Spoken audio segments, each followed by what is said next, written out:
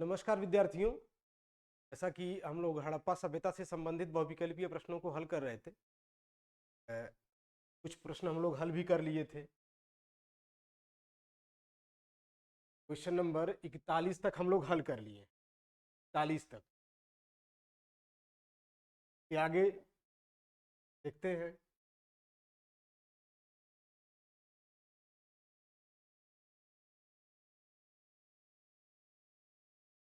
हड़प्पा संस्कृति का वह कौन सा स्थल है जहां दुर्ग तथा निचला नगर अलग अलग प्राचीरों से घिरे थे? कल हम लोग इसको हल कर लिए और डिटेल में बताए थे। अब अगले प्रश्न, क्वेश्चन नंबर 42। निम्न कथन के रिक्त शब्द को इंगित कीजिए। रिक्त शब्द को मतलब ये जो ब्लैंक है इसको फिल करना है। हड़प्पा, मोहनजोदड़ो तथा कालीबंगा, ये दोनों अलग अलग है। यहाँ पे कालीबंगा में दुर्ग, दुर्ग फिर उसके बाद नगर है। नगर के कहां पे स्थित है? दुर्ग नगर के पश्चिम में स्थित है।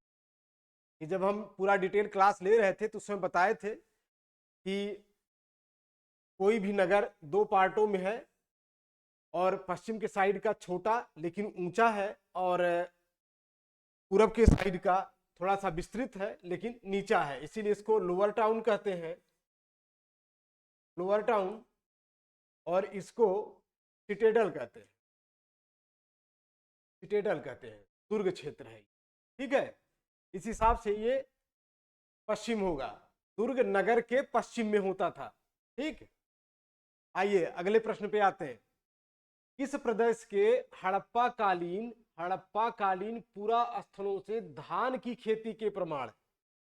हमने आपको बताया था कि जो भी राजस्थान का एरिया था या पंजाब हरियाणा वो थोड़ा सा शुष्क एरिया था, और जब आप गुजरात के साइड में आएंगे तो वहीं पे आपको धान के साक्ष्य मिलते हैं।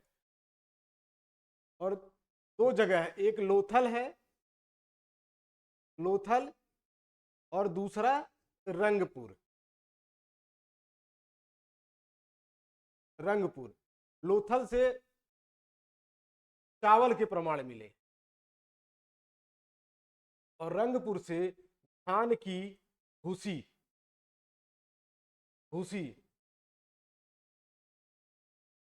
और जब हम इसकी व्याख्या कर रहे थे तो सब अगर आपने ध्यान दिया होगा,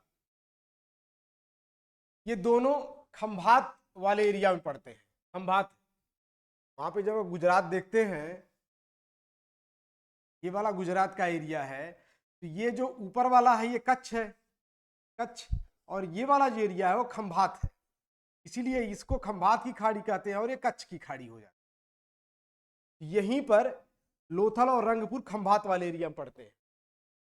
अगर इस तरह के प्रश्न आएंगे तो आगे आप इसको हल कर सकेंगे। आइए अब क्वेश्चन नंबर 44 पे आते हैं। सैंधव व्यापारिक केंद्रों से मेसोपोटामिया के साथ व्यापार किस मध्यस्थ बंदरगाह से होता था? जब हम विदेशी व्यापार के बारे में पढ़ा रहे थे आप लोगों को, हमारी क्लास जब चल रही थी तो पूरी तरह से आपको हम डिटेल में बताए थे कि मेसोपोटामिया, जहां पे सुमेर, बेबीलोन, अक्काडियन, ये सारी सभ्यताएं थी, और नील नदी की गोद में मिस्र था। इन्हीं दोनों के साथ मेलुहा अर्थात मोहनजोदड़ो का व्यापारिक संबंध था। अब ये पूछ रहा है कि किस मध्यस्थ बंदरगाह से? मध्यस्थ बीच में कौन जगह पड़ती थी? तो सारगौन के जब अभिलेख का हम चर्चा किए थे, आपको बताए थे कि 2400 ईस्वी पूर्व के इर्द गिर्द सारगौन शासक का मिट्टी की पत्रिका मिली हुई थी जिस पर उसका लेख खुदा हुआ था, और उसपे वो मगन और ढिलमुन की चर्चा कर रहा है। ढिलमुन, और पुरातत्वविदों के द्वारा मगन को ओमान माना जा रहा है, जो कि अभी तो निश्चित नहीं है, लेकिन फिर भी 90% पुरातत्वविद इस पर सहमत हो चुके हैं कि ओमान ही मगन है। लेकिन जो ढिलमुन का एरिया है ये सभी सहमत हो चुके हैं कि ये बहरीन का एरिया है। और ये जब आप अरब प्रायद्वीप देखेंगे वर्ल्ड का मैप, आपसे हम बार बार अनुरोध करते हैं कि इतिहास पढ़ते समय दो चीजों से अगर आप दोस्ती नहीं किए तो इतिहास समझ में नहीं आएगी। पहला तिथि और दूसरे नंबर पे मानचित्र। तिथियों के साथ खिलवाड़ किए तो पूरा इतिहास गायब, और मानचित्र के साथ खिलवाड़ किए तो 24 घंटे के अंदर गायब। मानचित्र में अगर आप देखेंगे, जब अरब प्रायद्वीप देखते हैं, अरब प्रायद्वीप, अगर हम अरब प्रायद्वीप का यू मैप बनाए ऐसे करके, ये वाला जो आपका एरिया पड़ जाता है, रेड सी पड़ जाता है, इसके नीचे और यहीं पे ओमान है, ओमान वाला एरिया ये है, और यहां पे ईरान की खाड़ी शुरू हो जाती है। इसके ऊपर यहां पे जहां वर्तमान में बहरीन है, वहीं पे उसी को ढिलमुन कहा जा रहा है, और ढिलमुन को साफ सुथरे देशों का नगर या फिर हाथियों के नगर के रूप में संबोधित किया गया है, और यही मध्यस्थ बंदरगाह के रूप में मेलुहा और मेसोपोटामिया या मिस्र के साथ साझा करता था। ठीक है, तो इसका उत्तर हो जाएगा ढिलमुन। करेक्ट। अगले क्वेश्चन पे आते हैं। हड़प्पा के विशाल टीलों की सर्वप्रथम ध्यान आकृष्ट किसने किया? हड़प्पा, जिसके नाम पे हड़प्पा सभ्यता का हम लोग पढ़ाई कर रहे हैं, सबसे पहले इसकी यात्रा करने वाले चार्ल्स मैसन है। ये चार्ल्स मैसन है। 1826 में ये महोदय वहां पे गए और इन्हें ये आभास हुआ कोई तो ऐसी सभ्यता यहां पे रही होगी जो वर्तमान से मैच नहीं करती, लेकिन इनके द्वारा दिए गए संदेशों पर ब्रिटिश गवर्नमेंट या किसी ने भी बहुत ज्यादा ध्यान नहीं दिया और बात आई गई हो गई। ये पहले व्यक्ति यही है, चार्ल्स मैसन। अलेक्जेंडर कनिंघम तो वहां पे सबसे पहले 1850 के इर्द गिर्द जाते हैं और ये ध्यान भी देते हैं, लेकिन इनका सारा फोकस इतिहास पे रहता है, ऐतिहासिक काल पे इनका ज्यादा फोकस रहता है, अर्थात 600 बीसी के बाद से ही ये अध्ययन करने की कोशिश करते हैं, और जो भी वहां पे पुरातात्विक साक्ष्य मिला रहता है वो इसको जोड़ने की कोशिश करते हैं कि 600 से लेकर के 400 ईस्वी पूर्व के इर्द गिर्द ये रहा होगा, और इनका सारा ध्यान बौद्ध धर्म से संबंधित रहता था। इसलिए ज्यादा फोकस करते थे कि जो चीनी यात्री आते थे, चीनी यात्री, उनके बारे में अध्ययन करें और उसी से कोरिलेट करने की कोशिश करते थे। सर जॉर्ज मार्शल, इनके ही नेतृत्व में खुदाई हुई थी। मार्टिमर व्हीलर 1944 में ये भारतीय पुरातत्व सर्वेक्षण के सर्वेयर नियुक्त होते हैं, महानिदेशक नियुक्त होते हैं, और यही आजादी के समय भी थे। मैं आपसे आज भी कह रहा हूं कि जिन लोगों ने उस क्लास को नहीं देखा होगा, मैं पूरे 5 क्लास कर चुका हूं हड़प्पा सभ्यता से संबंधित, आप जाके उसके इत्मीनान से देखें। मेरी गारंटी है कि यहाँ पे जो भी प्रश्न पढ़ाए जा रहे हैं उससे बाहर नहीं है, और भरपूर किसी भी क्लास को, किसी भी टॉपिक को अगर 5 दिन पढ़ाया गया है तो आप खुद सोच सकते हैं कितना विस्तृत बताया गया होगा। छूटने का कोई गुंजाइश नहीं है, आप जाएं सारे क्वेश्चंस आपको मिल जाएंगे। ठीक है, आइए अगले प्रश्न पे चलते हैं। 46 नंबर पे यहां पे कह रहा है सूची प्रथम को सूची द्वितीय से सुमेलित कर सही उत्तर दिए गए कूटस के माध्यम से देना है। सूची प्रथम क्या है और सूची द्वितीय क्या है?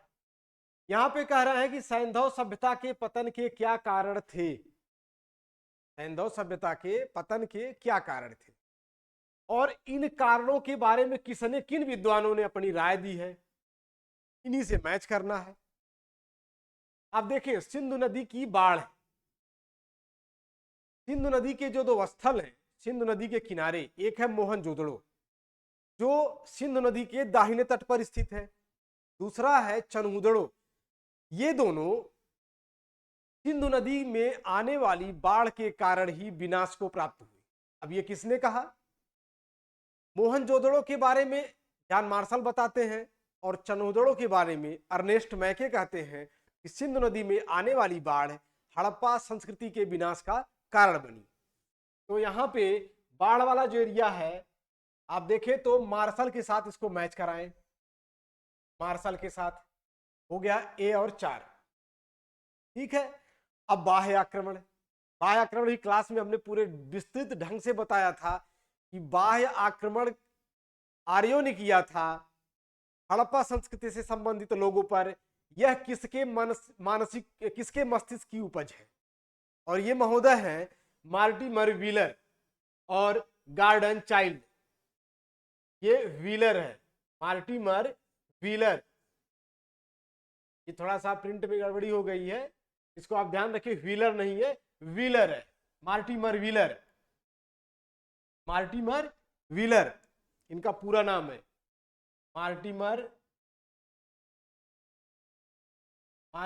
व्हीलर, ठीक। और ये गार्डन चाइल्ड, ये हो जाएंगे बाह्य आक्रमण वाले। बाह्य आक्रमण मतलब ए का चौथा और बी का दूसरा, बी का दूसरा। अब ये उत्तर हो जाएगा, यही हो गया, मैच हो गया आपका, ज्यादा लगाने की जरूरत है नहीं। ए का चौथा है और बी में दूसरा है, तो यहाँ पे और कहीं दूसरा है ही नहीं, मैच कर हो गया। लेकिन आगे भी पढ़ा देते हैं, देख लेते हैं। कह रहे हैं कि जलवायु परिवर्तन, अगर उस समय आप लोगों ने ध्यान दिया होगा तो पूरा डिटेल में है ये, किसने किसने क्या क्या कहा है जलवायु परिवर्तन के बारे में। पेड़ों का कटना, नदियों का रास्ता बदलना, ये सारी चीजें। और ये है R.L. स्टाइन, ये जनरली इसको ऐसे लिख देते हैं, लेकिन ये R.L. स्टाइन है, ये R.L. स्टाइन, लेकिन अब ऐसे मिला के लोग लिख देते हैं, ठीक है। R.L. स्टाइन या अमलानंद घोष, दोनों लोग कहते हैं कि जलवायु में होने वाले परिवर्तन के कारण सिंधु घाटी की सभ्यता का विनाश हुआ, ठीक है। अगले नंबर पे आते हैं भूतात्विक परिवर्तन। अब इसके बारे में किसने कहा, भूतात्विक परिवर्तन के बारे में? तो इसके बारे में जो सबसे प्रसिद्ध है वो है M.R. साहनी, M.R. साहनी, ठीक है। ये कहते हैं कि भूतात्विक परिवर्तन के कारण हड़प्पा सभ्यता का विनाश हुआ, और इन्हीं का अनुसार राइक्स और डेल्स भी, George F Dales, George F Dales और R.L. राइक्स ने भी कहा हुआ है कि भूतात्विक परिवर्तन के कारण हड़प्पा सभ्यता विनाश को प्राप्त हुई। आइए आगे बढ़ते हैं। मुहरों के अतिरिक्त हड़प्पा सभ्यता की लिपि के नमूने कहां से प्राप्त होते हैं? हमने आपको बताया था कि 80% लिपि जो है वो मुहरों से प्राप्त होती है, मुहरों से प्राप्त होती है। उसके बाद मृदभांडों पर प्राप्त होती है, मिट्टी के बर्तनों पर भी इस तरह के साक्ष्य प्राप्त होते हैं, ठीक। आगे बढ़ते हैं। सिंधु सभ्यता में कौन सी चीजें पाई गई हैं? चीजें पाई गई हैं, अन्नागार, अन्नागार मोहनजोदड़ो में भी है और हड़प्पा में भी है। 2 मंजिला भवन, क्योंकि सीढ़ियां मिली हुई हैं, 2 मंजिला भवन रहा होगा। स्नानागार, द ग्रेट बाथ, ये तो सबसे अधिक चर्चित रहता है, यहां तक कि जॉन मार्शल ने इसको तत्कालीन विश्व का आश्चर्यजनक निर्माण कह दिया है। तो इसका उत्तर हो जाएगा ए, ठीक है, और तो कोई मैच नहीं करेगा। आगे बढ़ते हैं। सिंधु सभ्यता का तिथि क्रम, तिथि क्रम सर्वप्रथम किससे निर्धारित किया गया, अर्थात किस साक्ष्य के माध्यम से हड़प्पा सभ्यता की तिथि निर्धारित करने की कोशिश की गई है कि यह किस शताब्दी पूर्व की होगी? काल निर्धारण करने के लिए किसका सहारा लिया गया है? तो यहां पे है, अगर हम देखें सुमेरियन सभ्यता के अवशेषों के आधार पर मेसोपोटामिया के अवशेषों के सापेक्ष कालक्रम से, मिस्र के अभिलेखों के तिथि क्रम से, सैंधव सभ्यता के अवशेषों के आधार पर। अगर इसको हम लोग ध्यान से देखें तो यहाँ पे सुमेरियन सभ्यता वाला, क्योंकि यह तो मेसोपोटामिया का ही पार्ट है। मेसोपोटामिया व्यक्तिगत रूप कुछ वस्तुतः रूप में या स्वतंत्र रूप में कोई सभ्यता नहीं है, यह विभिन्न सभ्यताओं के सम्मिश्रण का रूप है। क्योंकि मेसोपोटामिया मतलब दजला और फरात के बीच में, 2 नदियों के बीच में जो सभ्यता पनपी थी, उसी का ये नामकरण है मेसोपोटामिया। अब इसमें सुमेरियन भी थी, अक्काडियन थी, बेबीलोनियन थी। तो सुमेरियन शासक सारगोन के बारे में भी हम बताए, क्लास में भी बताए होंगे कि 2400 शताब्दी ईस्वी पूर्व में के इर्द गिर्द उनका अभिलेख प्राप्त हुआ था। 2300 समथिंग में है उनका, 2300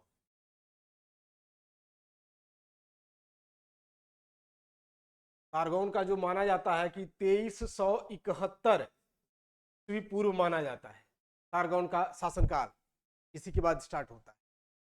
तो यहाँ पे सुमेरियन सभ्यता के अवशेषों के आधार पर अब मेसोपोटामिया के अवशेषों के सापेक्ष कालक्रम से, यहां कालक्रम दिया हुआ है, इसका मतलब इसका उत्तर हो जाएगा बी, इसका उत्तर बी हो जाएगा।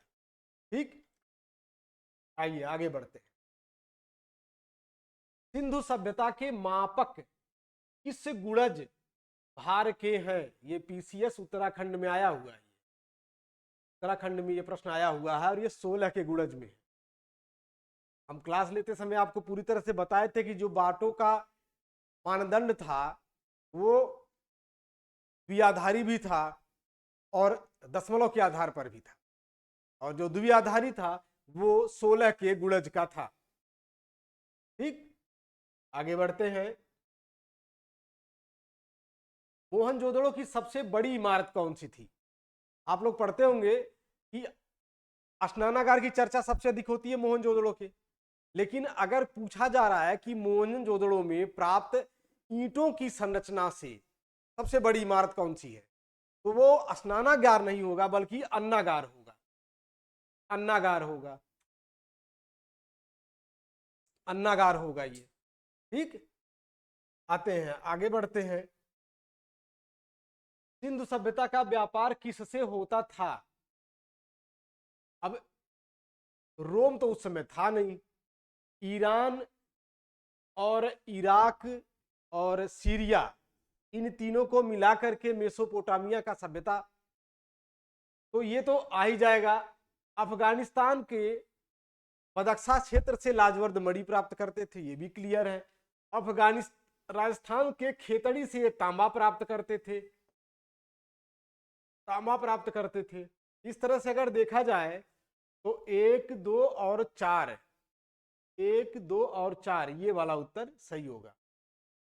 मैं आपसे फिर कह रहा हूं, जाके क्लास देखिए, जो भी वीडियो है उसको 5 पार्टों में है, एक भी प्रश्न ऐसा नहीं है जो वहां पे न बताया गया। यहाँ पे हम फिर भी व्याख्या कर रहे हैं, आपका दोहरा भी उठ रहा है, रिवीजन हो जा रहा है। आगे बढ़ते हैं। हड़प्पा मोहनजोदड़ो का ह्रास, ये हास नहीं है, ह्रास है, ये ह्रास मतलब अवसान कब से शुरू होता है? तो ये माना जाता है कि 2000 से अवसान शुरू हो जाता है, क्योंकि परिपक्व हड़प्पा संस्कृति, परिपक्व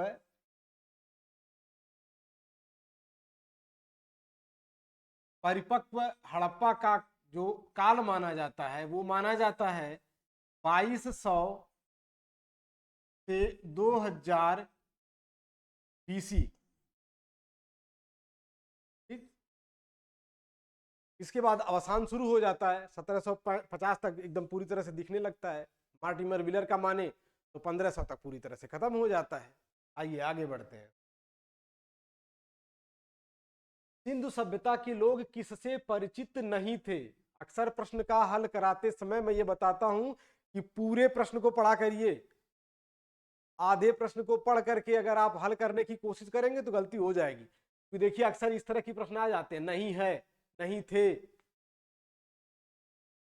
बाघ से तो परिचित थे, क्योंकि जो पशुपति मुहर मिली हुई है मोहनजोदड़ो से, अगर आप देखेंगे तो उसके दाहिने वाले साइड में हाथी और बाघ, पशुपति पशुपति मोहर पे दाहिने साइड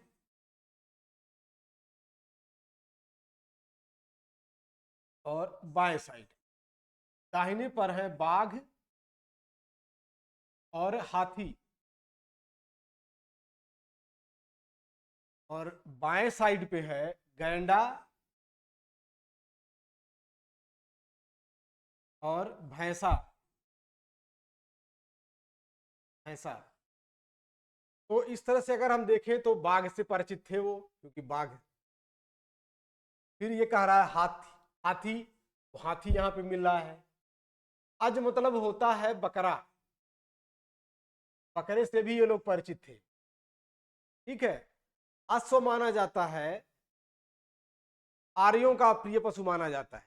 वैसे जब हम व्याख्या पढ़ा रहे थे, आपको क्लास ले रहे थे, तो बताए थे कि सुरकोटड़ा से अश्व के अवशेष मतलब घोड़े के अवशेष प्राप्त होते हैं, लेकिन अभी तक पुरातत्वविदों के बीच एक मत नहीं है इसके संदर्भ में, इसलिए माना जाता है कि ये लोग अश्व से परिचित नहीं थे। तो यहां पे हो जाएगा 1, 3 और 4, 1, 2 और 4, 1, 2 और 4, ये वाला हो जाए।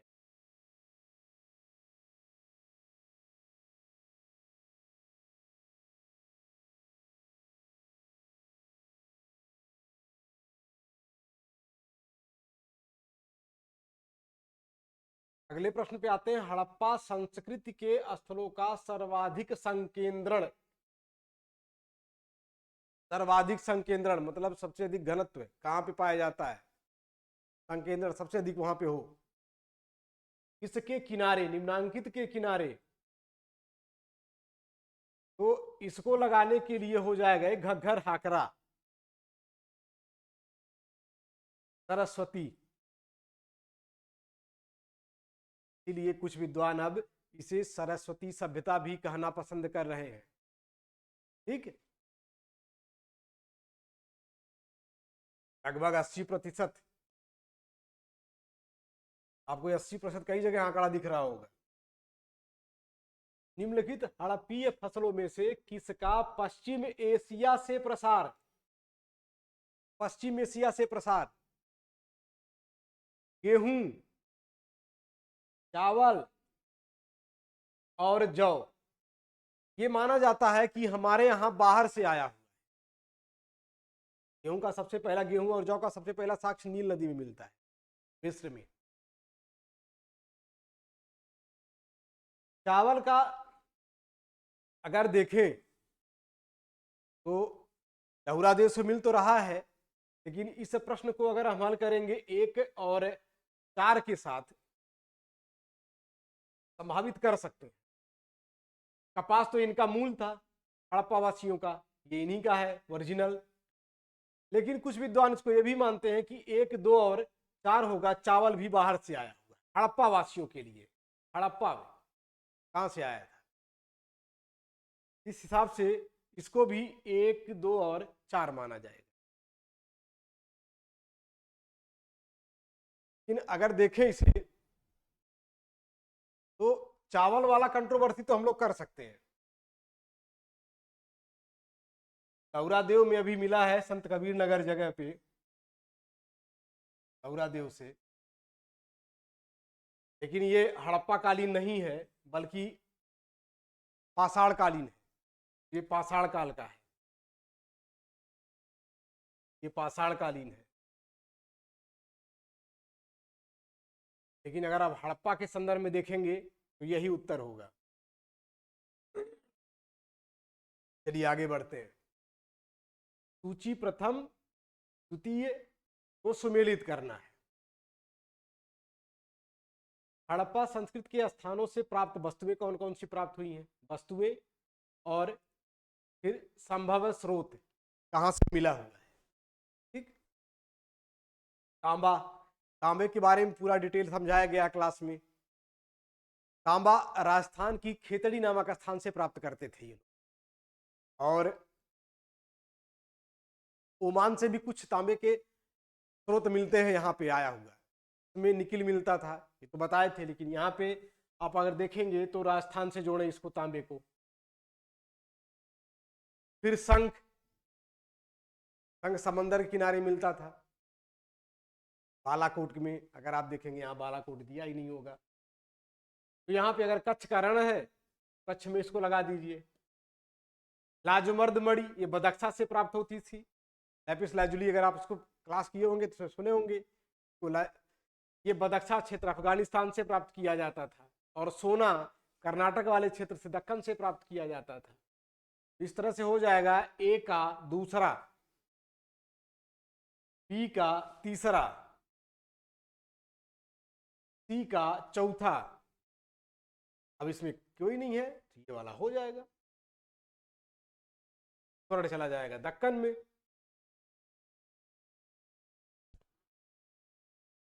आइए अब अगले क्लास पे, अगले क्वेश्चंस पे चलते हैं। हड़प्पा में प्रमुख अंत्येष्टि प्रथा क्या थी? अंत्येष्टि प्रथा मतलब अंतिम संस्कार, अंतिम संस्कार की क्या प्रथा थी? अंतिम संस्कार की मुख्य रूप में क्या प्रथा थी? क्लास लेते समय हमने बताया था कि 3 तरह की प्रथाएं थी, एक आंशिक, एक पूर्ण और एक दाह संस्कार। आंशिक में होता क्या था, पहले सबको या लाश को खुले में छोड़ दिया जाता था, उसको जानवर पंछियां खा करके जो भी अवशेष छोड़ देते थे उसको किसी कलश में रख करके दफनाया जाता था, ये आंशिक हो गया। पूर्ण समाधान में होता था कि लाश को एज इट इज पूरी तरह से दफना दिया जाता था, और दाह संस्कार में जलाया जाता था। लेकिन सबसे अधिक पूर्ण समाधान प्रचलित था, यहाँ पे सर्वाधिक पूर्ण समाधान। और देखिए यहाँ मृतिका पात्र भी दिया हुआ के साथ, ये आंशिक हो जाएगा और ये विस्तारित समाधान। तो आपको ये वाला क्वेश्चन सही करना हो। आइए आगे बढ़ते हैं। निम्नांकित पशु समूहों में, ये पशु समूह है, निम्नांकित पशु समूहों में कौन सा समूह मोहनजोदड़ो की पशुपति मुद्रा पर अंकित है? अभी हम इसकी व्याख्या किए हैं, दाहिने साइड में कौन है और बाएं साइड में कौन है। यहाँ पे सिंह तो गलत हो जाएगा, बाघ है, हाथी है, गैंडा है और भैंसा है, तो आपको ये वाला प्रश्न लगाना होगा। आगे बढ़ते हैं। सूची प्रथम को सूची द्वितीय से सुमेलित कीजिए और सूचियों के नीचे दिए गए ये कूट है, कूटों की सहायता से सही उत्तर का चयन कीजिए। सूची प्रथम और सेकंड, युगल समाधान। युगल समाधान में क्या होता था कि स्त्री और पुरुष दोनों को एक साथ दफनाया जाता था। फिर अग्निवेदिकाएं, अग्निवेदिकाएं मिली हुई हैं, लोथल से भी मिला हुआ है, कालीबंगा से भी मिला हुआ है। कर्मकारों के निवास, जहां पे मजदूर रहा करते थे। मनकाकारी, ये कहां पे था? तो अब इसको मिलाते हैं। युगल समाधान अगर देखेंगे तो ये जाएगा लोथल, और अग्निवेदिकाएं कालीबंगा, कर्मकारों के निवास हड़प्पा, और मनकाकारी चनहुदड़ो, अर्थात डी का पहला, डी का पहला। इसमें ये भी आ रहा है और ये भी आ रहा है। फिर देखेंगे सी का पांचवा, सी का पांचवा, अर्थात क्वेश्चन नंबर ए सही होगा। ए का तीसरा युगल समाधान और बी का दूसरा अग्निवेदिकाएं कालीबंगा, ये वाला प्रश्न सही होगा, ये वाला ऑप्शन सही होगा ए। ठीक, आगे बढ़ते हैं। हड़प्पा वासियों द्वारा निर्मित मृण मूर्तियों के विषय, मिट्टी की मूर्तियां सबसे अधिक मात्रा में किसकी बनाई जाती थी? या मिट्टी की मूर्तियां बनाने के लिए ये सब्जेक्ट कहां से पाते थे, विषय कहां से पाते थे? ये गलत, पशु मूर्तियां मिली हुई हैं। आप देखे होंगे हम लोग उसमें पढ़ रहे थे ऑक्स क्या, बुल का। मानव आकृतियां भी मिली हुई हैं, मानव आकृतियां भी मिली हुई है, मृण मूर्तियां बहुत सारी। मातृशक्ति की मूर्ति तो अधिक, सबसे अधिक मिट्टी की मूर्ति ही मिली हुई है। खिलौने भी प्राप्त हुए हैं, हम लोगों ने देखा था कि हल की आकृति मिली, हल का प्रतिरूप मिला हो, मिट्टी का हल मिला हुआ है। ठीक, तो इस तरह से देखेंगे 3, 5 और 2, तो 2, 3 और 5, ये वाला ऑप्शन सही होगा, ऑप्शन बी, 61 का ऑप्शन बी। अब आते हैं 62 नंबर पे। ताम्र मूर्तियों का एक निधान है, ये निधान नहीं है, ये निधान है। निधान, निधान मतलब निधि, निधि, निधि, जिसे प्रायः हड़प्पा संस्कृति काल से संबद्ध किया जाता है, किस स्थान से प्राप्त हुआ है? ताम्र मूर्तियों के बारे में, ये दैमाबाद से प्राप्त हुआ है। दैमाबाद से तांबे और कांसे दोनों की मूर्तियां प्राप्त हुई है, ध्यान दीजिएगा। और क्लास में हम बताए थे कि सबसे दक्षिणी स्थल यही है, हड़प्पा सभ्यता से संबंधित। आगे बढ़ते हैं। हड़प्पा संस्कृति के निम्नलिखित स्थलों में से कौन कच्छ प्रदेश में स्थित है? अभी हमने आपको बताया कि कच्छ का प्रदेश किसको कहते हैं, खंभात का प्रदेश किसको कहते हैं। ठीक, तो कच्छ वाले एरिया में कौन कौन है? ये वाला एरिया तो हो जाएगा कच्छ का, देसलपुर और सुरकोटड़ा दोनों कच्छ में आएगा। रंगपुर है, रंगपुर अभी हम आपको बताया कि खंभात में पड़ता है। और अल्लाहदीन और बालाकोट ये तो चला जाएगा पाकिस्तान वाले साइड में। लोथल है खंभात का, सुरकोटड़ा है कच्छ में। तो इस तरह से अगर देखेंगे तो यही आंसर आएगा 63 नंबर का ए, 63 नंबर का ए सही होगा। आगे बढ़ते हैं। निम्नलिखित में से कौन सा हड़प्पा कालीन एक स्थल है जहां से फारस की खाड़ी की मुद्रा प्राप्त हुई है? फारस की खाड़ी की मुद्रा मतलब ईरानी मुद्रा, ईरान के टाइप की मुद्रा। फारस मतलब ईरान, और खाड़ी हमको बताए थे, ये वाला है लाल सागर और ये वाला है फारस की खाड़ी। यहाँ पे बहरीन, ओमान, ये सारी चीजें थी। ये माना जा रहा है ये इस एरिया के बारे में पूछ रहा है। कहां से प्राप्त हुआ है? लोथल से। लोथल था गुजरात से प्राप्त हुआ है। आगे बढ़ते हैं। आमरी संस्कृति कहां पनपी है? ये पाकिस्तान के सिंध प्रांत में है। आमरी संस्कृति पाकिस्तान के सिंध प्रांत में। कौन सी फसल हड़प्पा संस्कृति के लोगों को अज्ञात प्रतीत होती है? अर्थात वो कौन सी फसल है जिसे हड़प्पा संस्कृति के लोग नहीं जानते थे, अर्थात उसका वो उत्पादन नहीं करते थे। ठीक है, तो चावल का तो करते ही थे, आपने देखा लोथल रंगपुर से इसके साक्ष्य भी प्राप्त हो रहे हैं। कपास तो हड़प्पा वासियों को मूल था, इन्होंने ही शुरू ही किया था। और ये गन्ना है, गन्ना इसका उत्तर होगा क्योंकि उन्हें गन्ना की जानकारी नहीं थी और वो गन्ना की खेती नहीं करते थे। और ये यव मतलब होता है जव, इसकी खेती वो करते थे। ठीक है, 66 का उत्तर होगा सी। आगे बढ़ते हैं। निम्नलिखित में से कौन एक ठीक सुमेलित है? मतलब जिसके सामने जो लिखा गया वह सही है कि गलत है। सुरकोटड़ा जुता हुआ खेत हमने आपको बताया था ये कालीबंगा से, इसका मतलब ये गलत हो जाएगा। हड़प्पा से अश्व के अवशेष नहीं, अश्व के अवशेष प्राप्त हुए सुरकोटड़ा से, ये भी गलत हो जाएगा। ये कालीबंगा है।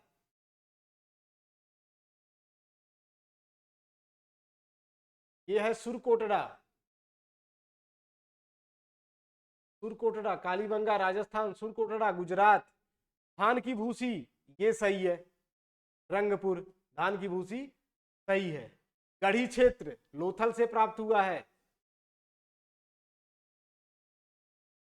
ठीक, इसका मतलब कि ऑप्शन नंबर सी इसका सही होगा।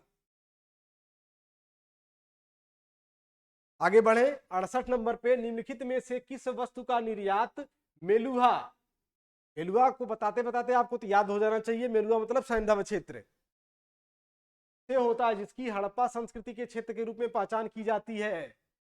मेलुहा के लोग क्या निर्यात करते थे? यहाँ के लोग क्लास में बताया गया था, आबनूस की लकड़ी, एक ऐसी लकड़ी जो बड़ी काली होती है, यहाँ तक कि जो सब जिनके बाल बड़े घने होते थे पहले, तो उसका उदाहरण दिया जाता था, उदाहरण दिया जाता था कि इनके बाल इतने काले हैं जैसे आबनूस की लकड़ी। तो आबनूस की लकड़ी भी इधर के ही इधर से निर्यात किया जाता था, काली लकड़ी। हाथी के दांत यहीं से निर्यात होता था। सोना दक्कन के साइड से ये भी निर्यात होता था। सीसा हमारे यहाँ ज्ञात नहीं था, हड़प्पा सभ्यता के लोगों को सीसा ज्ञात नहीं था। इस तरह से 1, 2 और 3 वाला हल हो जाएगा। और ये ए नंबर, ए ए। आइए अगले प्रश्न पे चलते हैं। निम्नलिखित नगरों में से क्षेत्रफल में कौन सबसे अधिक विस्तृत था? तो बताया गया है सबसे अधिक मोहनजोदड़ो है, 250 हेक्टेयर में है अब तक का ज्ञात सर्वाधिक। भारत में सबसे अधिक राखी गढ़ी, याद रखिएगा, वही प्रश्न पूछ लेता है कभी कभी। हड़प्पीय सीलों का सर्वाधिक प्रचलित प्रकार, और सील मतलब मुहर। ठीक, सर्वाधिक प्रचलित प्रकार कौन सा था? तो उस समय हम आपको बताए थे कि चौकोर या वर्गाकार सबसे अधिक। उसका उत्तर हो जाएगा ए, 70 का ए। आगे बढ़ते हैं। पकी मिट्टी के बने हल का प्रतिरूप। पकी मिट्टी के बने हल का प्रतिरूप बनवाली से प्राप्त हुआ है, हरियाणा बनवाली। ये सारे प्रश्न जो भी यहां पे आ रहे हैं ये सब क्लास में थे। जिन लोगों ने पढ़ा होगा क्लास को, यहां पे हल करने में उनको असुविधा नहीं हो रही होगी। 72 नंबर, निम्नलिखित में से किस वक्तव्य का समर्थन पुरातत्व के साक्ष्य से नहीं होता है? अर्थात जो भी यहाँ पे दिया गया है, क्या इसका समर्थन पुरातत्व के साक्ष्य करते हैं, उसी को देखना है। तृतीय सहस्त्राब्दी में, ये ईसवी पूर्व होगा यहाँ पे, तृतीय सहस्त्राब्दी ईसवी पूर्व, तृतीय सहस्त्राब्दी ईस्वी पूर्व में बहरीन द्वीप के निवासी सैंधव एवं सुमेरी लोगों के मध्य व्यापार में बिचौलिए अर्थात मध्यस्थ का कार्य करते थे। ये तो सही ही है, तो ये क्वेश्चन सही है, ये वाला ऑप्शन तो सही है। अब अगले में आते हैं, और कह रहा नहीं, तो उसका मतलब ये तो था, तो इसको इस प्रश्न के हिसाब से ये गलत है। आगे बढ़ते, सैंधव संस्कृति एवं पश्चिम एशिया के मध्य सामुद्रिक व्यापार लोथल, ये लोथल है, लोथल, लोथल की अहम भूमिका थी। हाँ कंफर्म थी, ये लोथल है।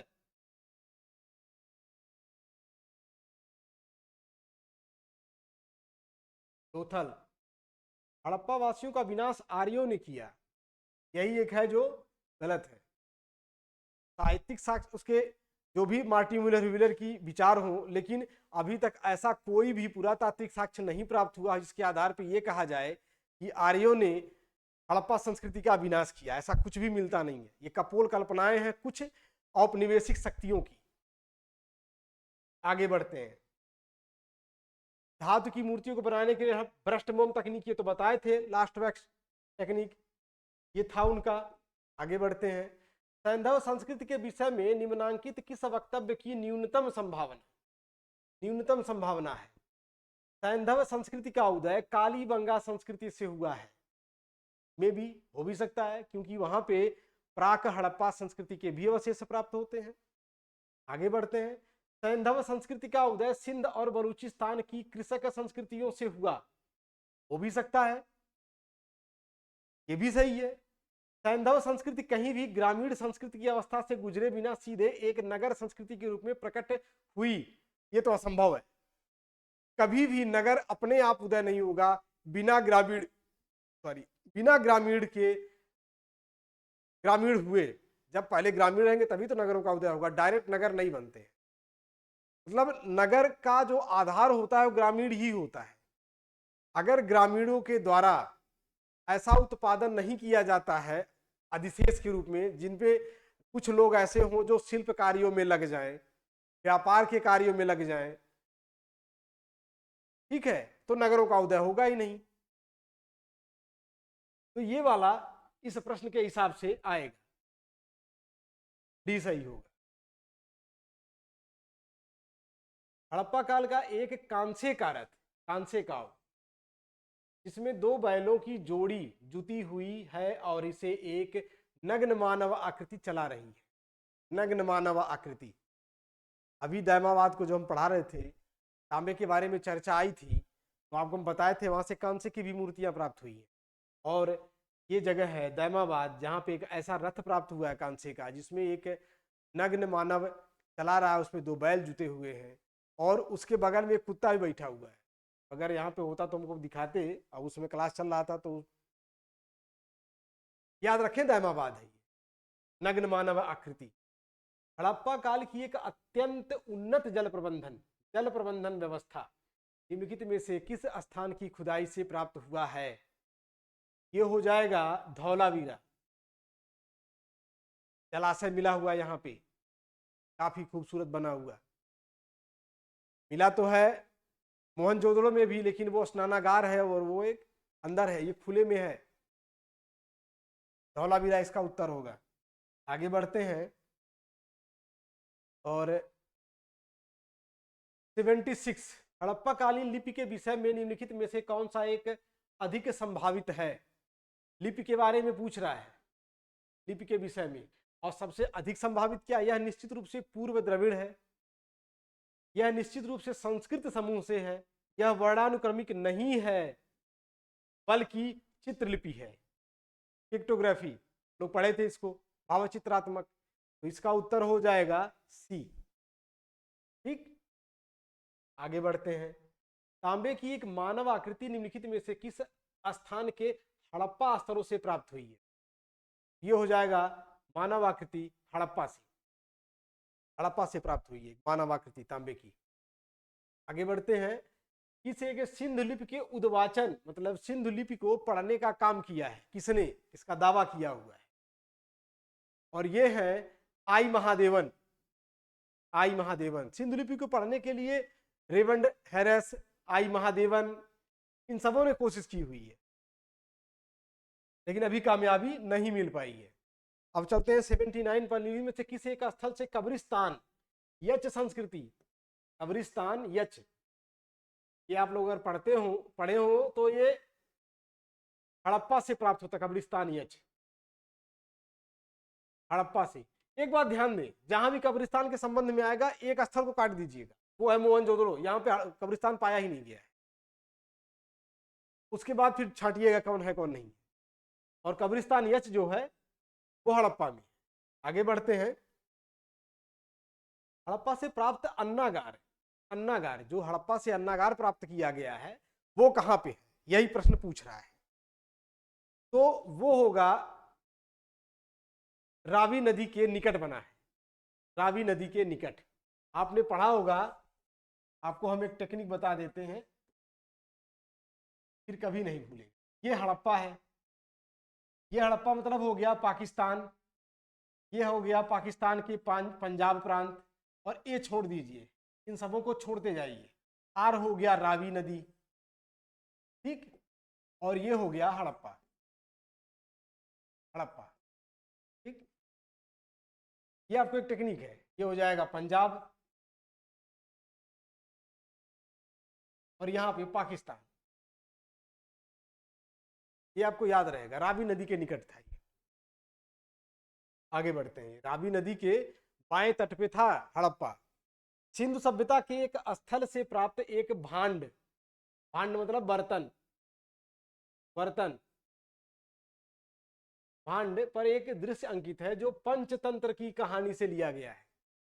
चालाक लोमड़ी, पंचतंत्र की कहानी आप लोगों ने सुना होगा। ये विष्णु शर्मा एक थे, गुप्तकालीन विद्वान थे, जिन्होंने राजकुमारों को शिक्षा देने के लिए कहानियों का संग्रह किया था, पंचतंत्र। और दुनिया की एकमात्र ऐसी पुस्तक है जो 150 भाषाओं में अनुदित की जा चुकी है, ट्रांसलेशन से किया जा चुका है। इसकी एक कहानी है चालाक लोमड़ी। उसमें है क्या कि एक पेड़ है और एक कौवा एक डाल पे बैठा हुआ है, उसकी चोंच में एक रोटी है, और नीचे लोमड़ी आकर के वो देखती है जो उस रोटी, तो वो लालच में आ जाती है और कौवे की तारीफ करती है कि आप तो बड़े सुंदर गाना गाते हैं, आपकी आवाज बड़ी अच्छी है। ये सुन करके कौवा महोदय बड़ा खुश हो जाते हैं और काँव काँव करने लगते हैं, उनके मुंह से रोटी गिर जाती है और लोमड़ी लेकर के 1 2 3 हो जाती है। यही कहानी है, और ये है लोथल से प्राप्त होता है। एक मृदभांड मिला, मिट्टी का बर्तन मिला हो, उसी के ऊपर ये चित्रित है ये कहानी।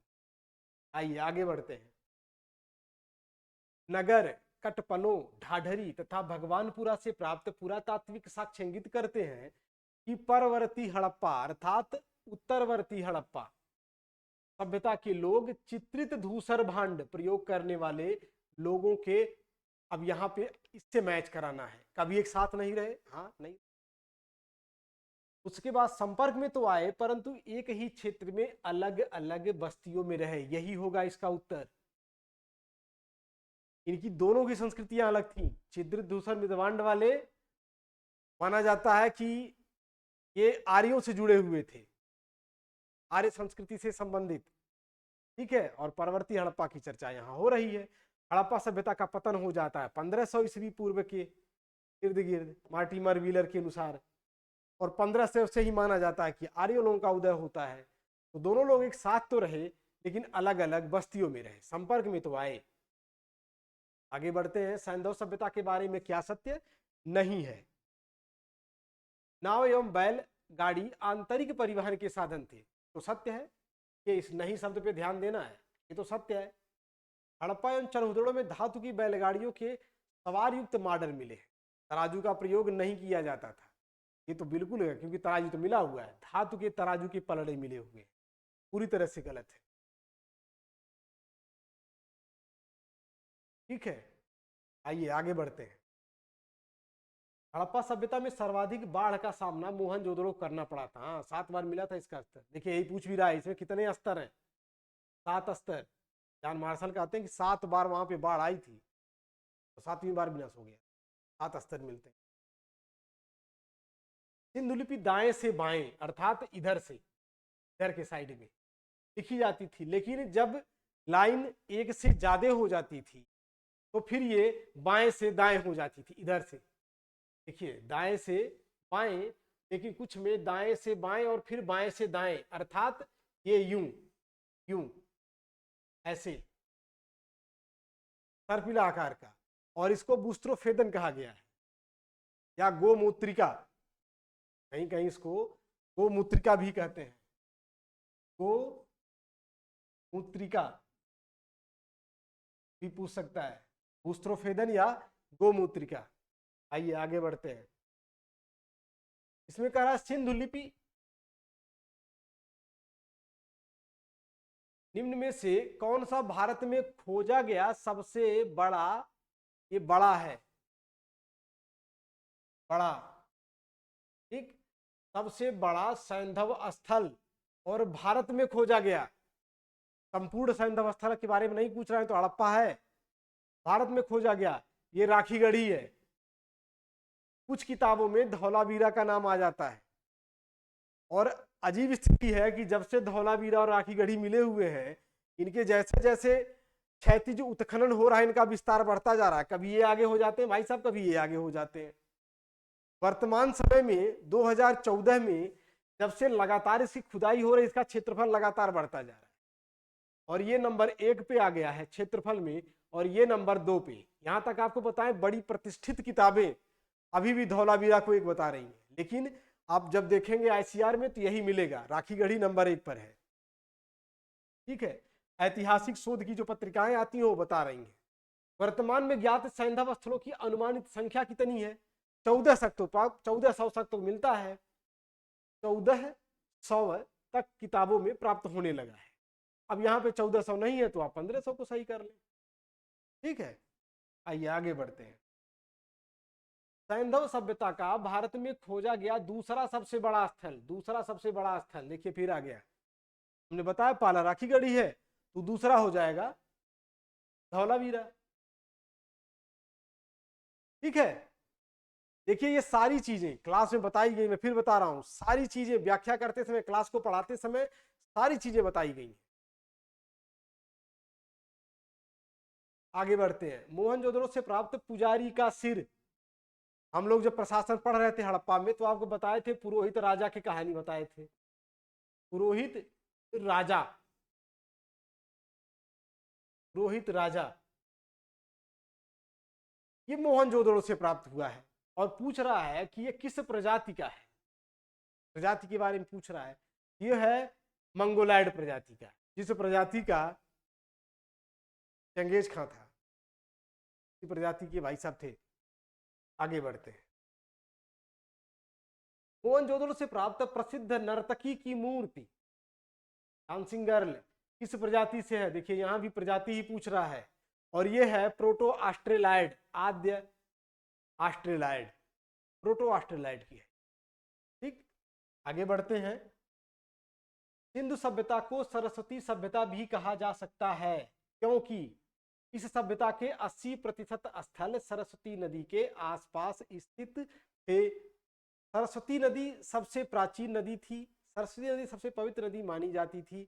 इसमें से ए होगा। ये चीज अगर आप आर्यों वाला पढ़ते वैदिक काल तो सही होता। ठीक, आगे चलते हैं। भारत में चांदी की उपलब्धता के प्राचीनतम साक्ष्य कहां से प्राप्त होते? तो हड़प्पा संस्कृति से है, जग जाहिर है, यहीं से प्राप्त होते हैं। आगे चलते हैं। निम्नलिखित में से कौन सी भाषा बलूचिस्तान की है किंतु भाषा शास्त्रीय दृष्टि से द्रविड़ परिवार की मानी जाती है?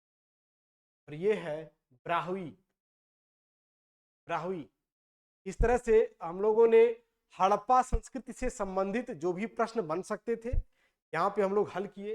93 प्रश्नों को हल किया गया है और इससे संबंधित आपको जहां भी प्रश्न मिले आप उसको हल करने की कोशिश करें, क्योंकि जिस ढंग से क्लास पढ़ाया गया है हमें नहीं लगता कि उसके बाहर से कोई प्रश्न बनेगा, और अगर बनता भी है तो आप उसको ध्यान से पढ़ें, समझ में आ जाएगा, समझ के हिसाब से आप करने में कामयाब हो जाएंगे।